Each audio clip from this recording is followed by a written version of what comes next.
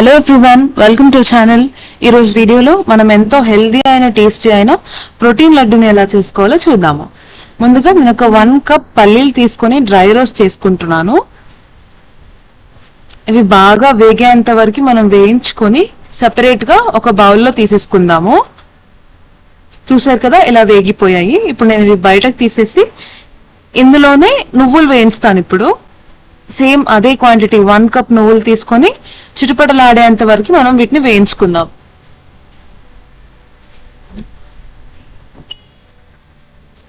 నేను వాటితో పాటు కొన్ని డ్రై ఫ్రూట్స్ కూడా తీసుకుంటున్నాను. ఖజూర్ అండ్ కిస్మిస్ స్వీట్నెస్ కోసం బాదాం అండ్ దెన్ కాజు అండ్ సన్ఫ్లవర్ సీడ్స్ కూడా తీసుకుంటున్నాను. సన్ఫ్లవర్ సీడ్స్ కావాలంటే మీరు స్కిప్ చేయొచ్చు.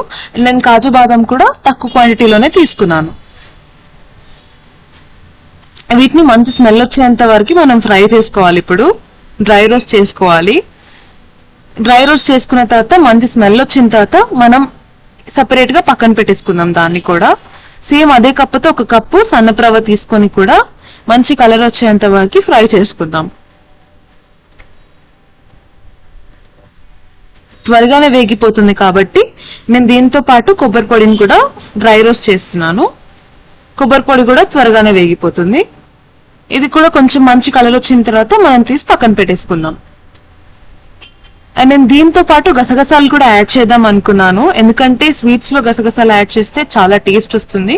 మీరు కావాలంటే లడ్డూలు కట్టే టైంలో కూడా వీటిని యాడ్ చేసుకోవచ్చు. నేను ముందుగానే యాడ్ చేసాను. 1 నిమిషం అలా కలిపేసి దీన్ని కూడా పక్కన పెట్టేసుకుంటే అయిపోతుంది.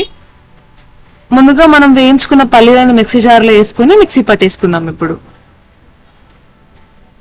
ఇది ఎలా మిక్సీ పట్టుకోవాలి, చాలా మెత్తగానా బరకగా అని కాకుండా మీడియం నార్మల్ గా మిక్సీ చేసుకోవాలన్నమాట.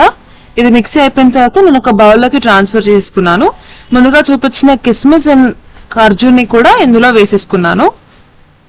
కావాలంటే షుగర్ బెల్లం కూడా యూజ్ చేయొచ్చు, కానీ నేను చేయలేదు. హెల్త్ కి మంచిది కాబట్టి ఇలాగనే చేయడం. అండ్ నువ్వులు బాదం కాజు కూడా ఇందులో వేసేసి దాంతో పాటే మిక్సీ చేసేసుకుంటున్నాను.